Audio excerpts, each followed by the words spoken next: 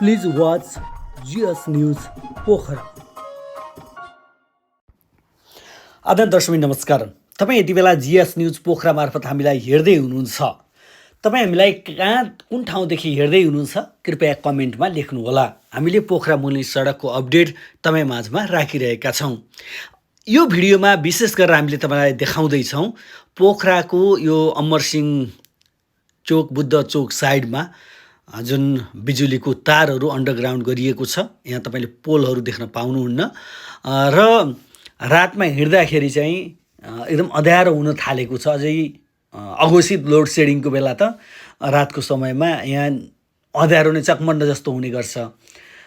यद्यपि धेरै जिज्ञासा राख्नु भएको छ अब यहाँ के हुन्छ भनेर लाइटको बारेमा जिज्ञासा राख्नु भएको छ। आज हामीले पश्चिम खण्डका पोखरा मुनि सडक अन्तर्गतको पश्चिम खण्डका योजना प्रमुख कृष्णबहादुर कुँवरज्यूसँग हामीले कुराकानी गरेका छौँ।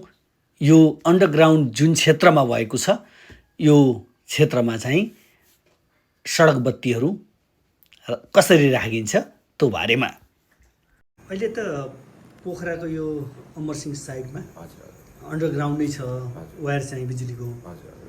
अब रातमा हिँड्दाखेरि अँध्यारो हुन्छ, पोल त छैन त्यहाँ।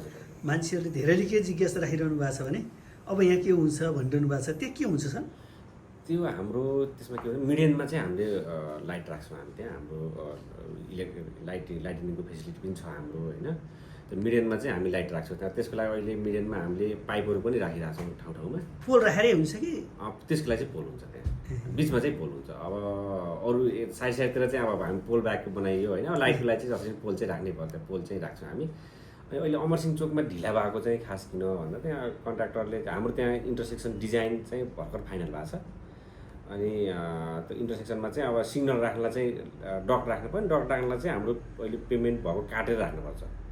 अनि एकतिर चाहिँ अब एकतर्फ चाहिँ जसरी जोड्नुपर्छ यो अब वर्ष अगाडि जोड्नुपर्छ भनेर चाहिँ कन्ट्राक्टरले अब पछि आफ्नै कस्टमा चाहिँ म पेमेन्ट काटेर गर्छु भन्ने एकतर्फी चाहिँ हामीले काम गर्न दियो होइन। अर्कोतर्फी चाहिँ अब त्यो पाइप डक नराखी चाहिँ नगर भन्दा हामीले चाहिँ त्यो ठाउँमा रोक्यो उसलाई होइन। अब त्यो एकचोटि गरेको पेमेन्ट काट्दाखेरि फेरि पछि गलत मेसेज पनि जाने भइरहेको। पहिला चाहिँ अब उसले आफै काटेको छ आफै गरेको छ भन्ने तरिकाले गलत मेसेज पनि जाने भएर अर्को सेक्सनतिर चाहिँ अब त्यो इन्टरसेक्सनको लागि सिग्नलको लागि चाहिँ अब डक राखेर मात्रै बल्ल काम सुरु हुन्छ। डकको चाहिँ लेआउट भइसकेको छ। अब उहाँहरूले चाहिँ काम गर्दै हुनुहुन्छ। उहाँहरूले एकतिर चाहिँ अहिले भएको सेक्सनमा चाहिँ काटेर पाइप राख्नुपर्छ। त्यही भएर त्यहाँ चाहिँ ढिला भएको केही समय।